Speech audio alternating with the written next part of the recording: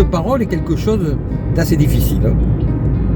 Car lorsque l'on se lève pour prendre la parole devant un public, ou lorsque l'on enclenche la vidéo pour s'enregistrer, un stress inconscient fait que nous n'arrivons plus à nous exprimer comme nous le ferions normalement, naturellement, face aux personnes avec qui nous parlons.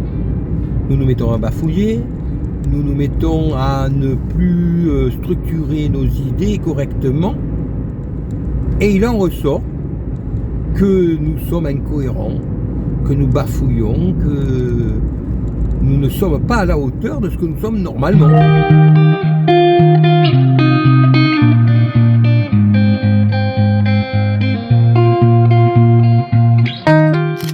Et cela peut paraître tout à fait incompréhensible, c'est difficile à vivre, il faut bien le dire.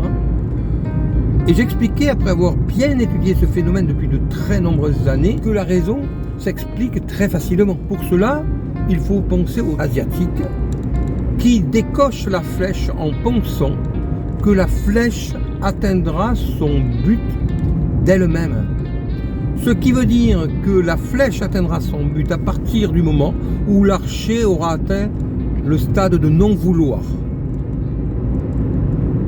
Cela peut paraître assez difficile à comprendre, mais il en est exactement de même pour la parole.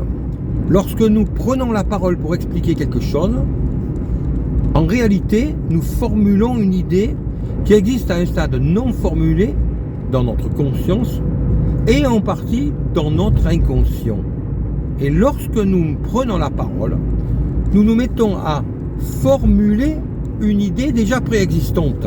Et c'est la formulation de cette idée qui doit arriver à être satisfaisante par rapport à l'idée déjà préexistante. Et lorsque nous n'arrivons pas à coller correctement à l'idée que nous voulons formuler, nous bafouillons parce que nous voulons coller à l'idée qui est préexistante dans notre conscient et notre inconscient. Le fait de vouloir formuler quelque chose d'une certaine manière nous fait perdre notre spontanéité, et c'est donc ce fait de vouloir qui nous fait échouer dans nos prises de parole. Et donc, pour réussir, il faut lâcher prise. Il ne faut plus chercher à penser à ce que l'on va dire et tout simplement laisser les idées s'exprimer toutes seules à travers notre bouche. Et lorsque l'on arrive à cela, les idées sortent toutes seules, sont beaucoup plus spontanées et le discours devient fluide et naturel.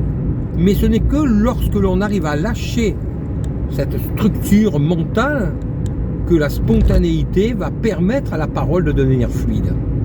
Cela est difficile, mais il n'y a que comme cela que l'on peut y arriver.